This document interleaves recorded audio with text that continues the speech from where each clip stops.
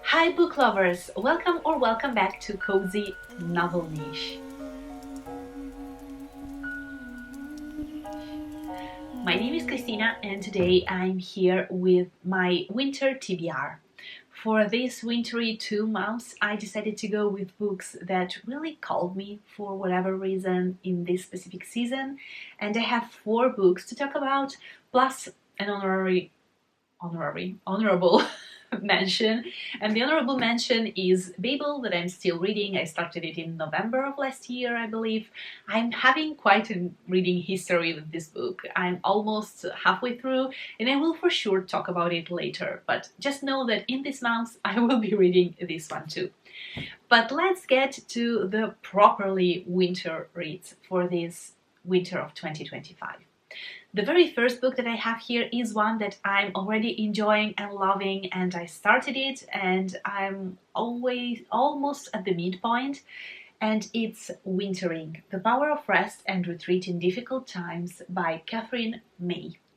I'm currently on page 105 of 270 pages, and I'm enjoying this book so much. You can tell it because you just see the amount of underlined parts that I have in this book. I'm just enjoying it so much. And it's speaking to me deeply. It was definitely the right book at the right moment. This book is a non-fiction book in which Catherine May, the author, starts to narrate what happened to her from a moment in her life when she was feeling really kind of burnt out and tired and sick, and she just started exploring the meaning of wintering. And this book starts in the month of September, I believe, and goes on, and you just go month by month, and it's kind of a unique read because it doesn't full speed ahead face the topic of wintering.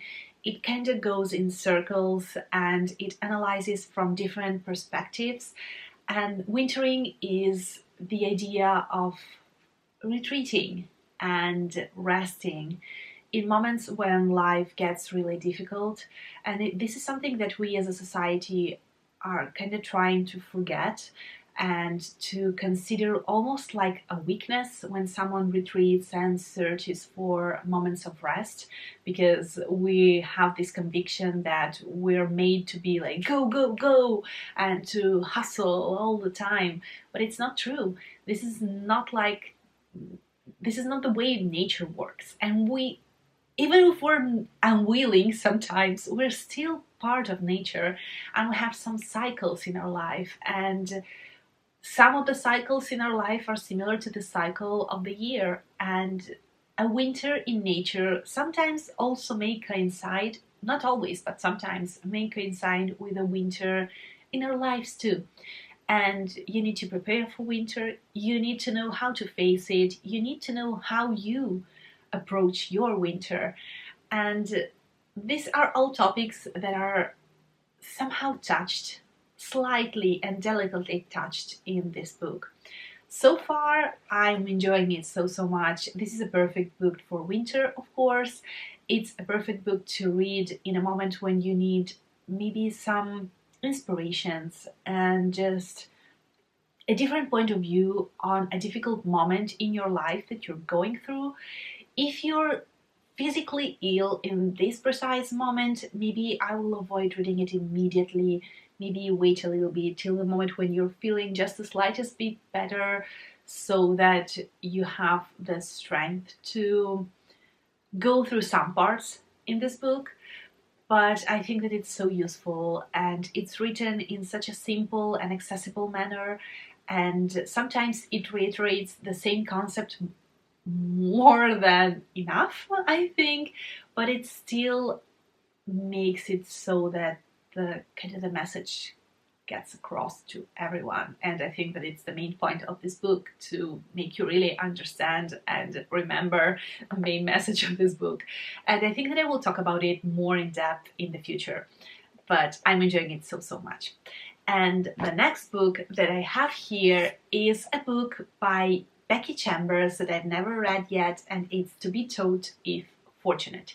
This is a tiny little book. It's like, how many pages? It's 150 pages. So I'm going for shorter stuff this winter. I just want to get the year started with the books that fill my soul and fill my mind with beautiful things, and Becky Chambers is perfect for it. I read just one book by her, and it's The Long Way to a Small and Angry Planet, and I adored that book. So I have such high hopes for this one.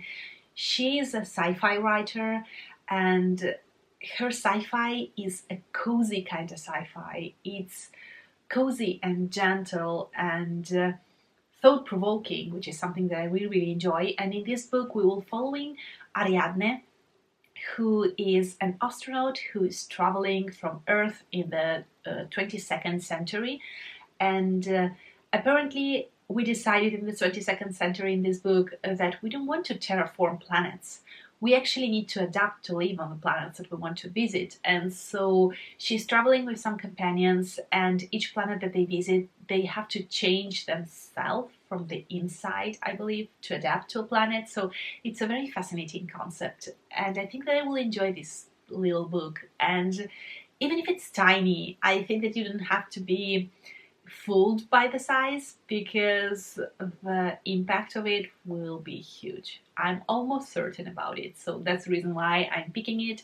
I want something that's gentle and thought-provoking for the start of 2025, and this one, of course, was because I wanted to know how to face winter, and I went through some hard moments at the end of the year, so I really wanted to see if I can add some tools to my life toolbox of how to face difficult times. Then the next book that I have here is one that speaks to me because of the cover, because of the I don't know how to describe it, the magic, the quiet magic, the night kind of magic that it just makes me think about. I don't know how to describe the feel. I don't know why I pick the books that I pick. They just speak to me. That's the fascinating part of being a mood reader. And the book is The Lost Spells by Robert McFarlane and Jackie Morris. I know that there is one more book by these authors, and I think that this is kind of a sequel, but you can read them separately. And The Lost Words was the first one, apparently. And I finally got this book in a hardcover edition. This book, first of all, the cover in itself, like the paper cover, is wonderful, but you need to see the book underneath. These are the bookends.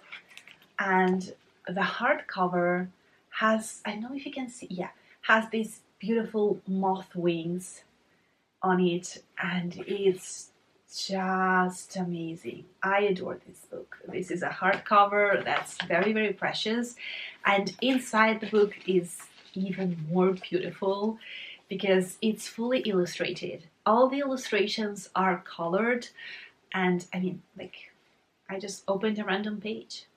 It has illustrations and poetry in it, and this is one of those books that really resonates with my kind of expectations for 2025. I want to take my time with books, and this is a book that you cannot read, I believe, like from start to finish. You just need to go through it slowly and savor it and let it sit.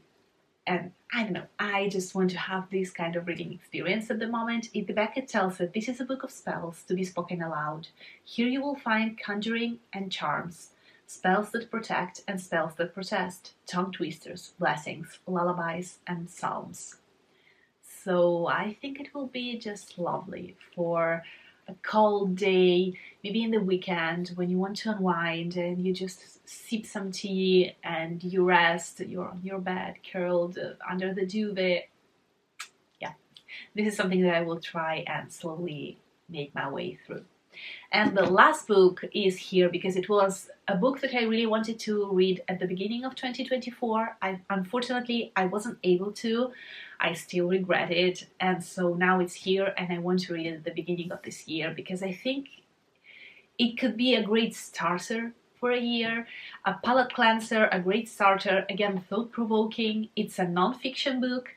and you've already seen it on my channel because I read the first 40 pages of this book at the beginning of last year, and it's Humankind by Rutger Bregman, A Hopeful History.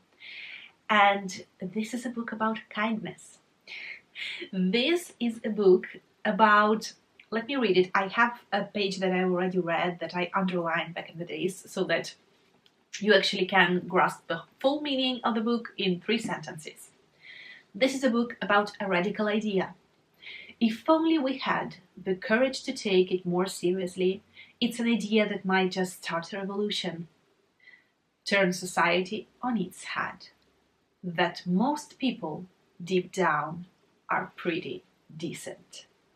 And this is a non-fiction book about the theory that humankind is not necessarily evil.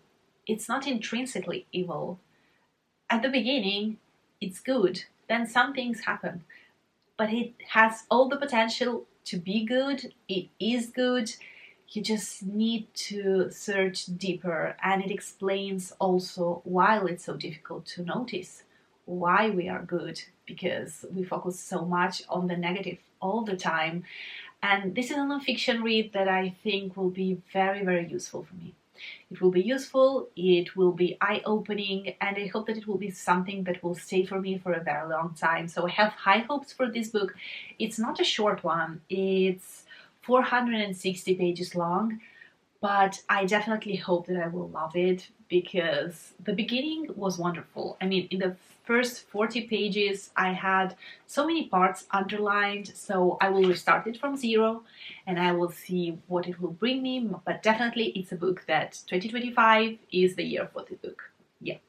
So these are the 4/5 books that I will be trying to read this winter. They are a little bit different. There is fiction and non-fiction, but the general theme, as you will see, is trying to read something that's thought-provoking, hopeful, and beautiful, but also gentle.